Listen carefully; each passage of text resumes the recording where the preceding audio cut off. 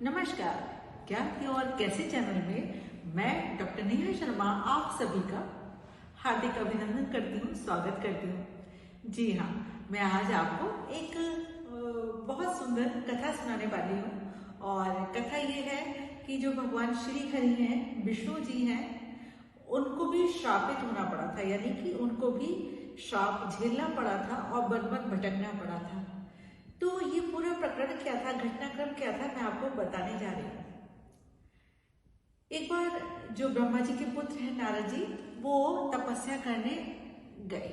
जिस स्थान पर उन्होंने तपस्या करनी प्रारंभ की, उस स्थान पर भगवान शिव पहले ही तपस्या कर चुके थे और जब कामदेव ने उनकी तपस्या में विघ्न डाला, बाधा डाली, तो उसको भस्म भी कर चुके थे।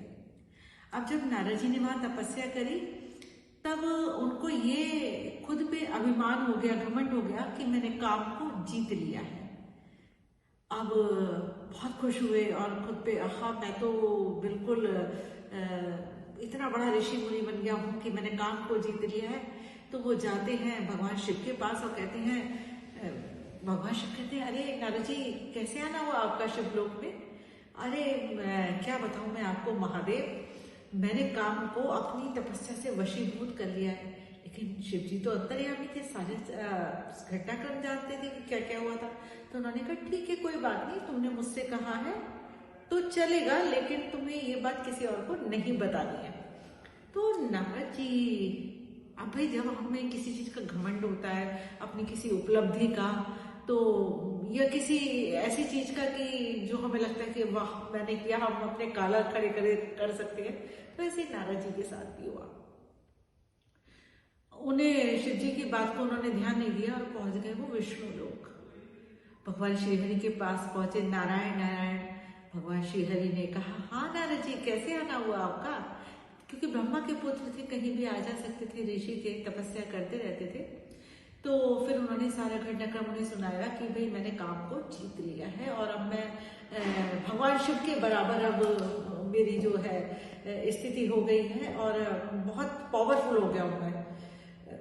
तो श्री हरि ने कहा, भगवान विष्णु ने कहा कि नारद जी ठीक है, जबकि भगवान शिव उन्हें मना कर चुके थे। अब ये तो भगवान विष्णु भी जानते थे कि ऐसा कुछ हुआ नहीं है, नारद जी को मिथ्या ही अभिमान हो रहा है, मिथ्या ही घमंड हो रहा है। और जब घमंड होता है तो भगवान का जो भोजन है ना, वो घमंड है, ईगो है। यानी कि जिसके अंदर घमंड पैदा होता है, ईगो पैदा होता है, भगवान उसको जरूर नष्ट करते हैं, उन्हें वो खाना बहुत पसंद है।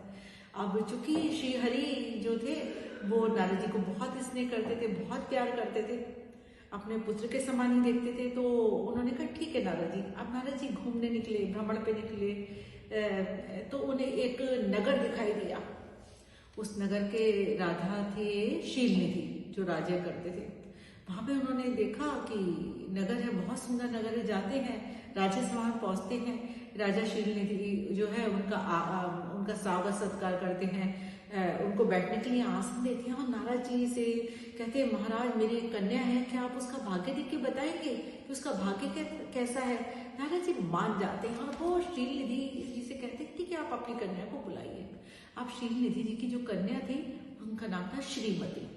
अब वो आती है, वो उनका रूप इतना सुंदर है, इतना मनमोहक है, इतनी प्यारी थी देखने में वो, कि नारद जी क्या करते हैं, एकदम से कामासक्त हो जाते हैं। जो ये कह रहे थे कि मैंने काम पे विजय प्राप्त कर ली की है, अब राजा कहते हैं कि इनका स्वयंवर है। इतनी सुंदर कन्या देख के वो भी वशीभूत हो जाते हैं और सोचते कहा किसी तरह से मेरा इस कन्या से विवाह हो जाए। सोचा और बोले कि पता नहीं, लेकिन मैं मुनि हूँ, मुझे कैसे ये राजा अपनी कन्या देंगे। अब वो करते क्या है, भगवान विष्णु के पास पहुंचते हैं और कहते हैं, प्रभु एक मेरा काम कर दीजिए, मुझे अपना जैसा रूप दे दीजिए। तो भगवान विष्णु कहते क्यों? अरे वो शीलनिधि जो नगर के राजा शीलनिधि हैं, उनकी कन्या है श्रीमती, मुझे उसका स्वयंवर, उससे विवाह करना है। तो भगवान विष्णु कहते हैं अच्छा। यह कह करके वो नारद जी को जो सिर से ऊपर का जो शरीर है या चेहरा है, वो तो बंदर का देते, बंदर को हरि भी कहते हैं, और उसके नीचे का चेहरा यानी कि धड़ जो था, गर्दन से नीचे का हिस्सा अपने जैसा बना देते हैं, बहुत सुंदर। अब नारद स्वयंवर में बैठते, लेकिन उन्हें ये पता नहीं होता कि मेरा जो चेहरा है वो ऊपर का जो चेहरा है वो बंदर का बन गया है। तभी भगवान अपने 2 गणों को भी भेजते हैं उनके साथ। किसके साथ? नारद जी के साथ, कि भाई तुम्हें इनके आसपास ही बैठना है और इनकी रक्षा भी करनी है। तो स्वयंवर होता है, श्रीमती स्वयंवर का हार लेके आती है, लेकिन वो नारद जी की तरफ देख के ऐसा मुंह करती, क्योंकि वो देखती कि उनका जो चेहरा है वो बंदर जैसा बन गया है। तो वो आगे बढ़ जाती हैं। तो नारद जी सोचते कि मुझे क्यों नहीं इन्होंने वरमाला पहनाई, क्यों नहीं मुझसे शादी करी, क्यों नहीं मुझे स्वयंवर में अपना पति चुना, अपना वर चुना। तभी भगवान विष्णु एक सुंदर अलौकिक रूप धारण करके आते हैं और श्रीमती को लेके चले जाते हैं। तभी वो जो दोनों दूत भगवान के भेजे हुए थे, गण भेजे हुए थे अपने, वो हंसने लगते हैं। तो नारद जी तो वैसे गुस्सा हो रहे थे, बहुत ज्यादा कामासक्त थे वो। तो कहते तुम क्यों हंस रहे हो? कहते अपना चेहरा देखा है, अपना मुंह देखा है। जैसे हम कई बार किसी से कहते हैं वो काम को ही नहीं कर पाता है कि अपना मुंह देख, अपना चेहरा देख। तो जब नारद जी पानी की छाया में अपना ये दर्पण में चेहरा देखते हैं तो देखते उनका चेहरा बंदर का बन गया है।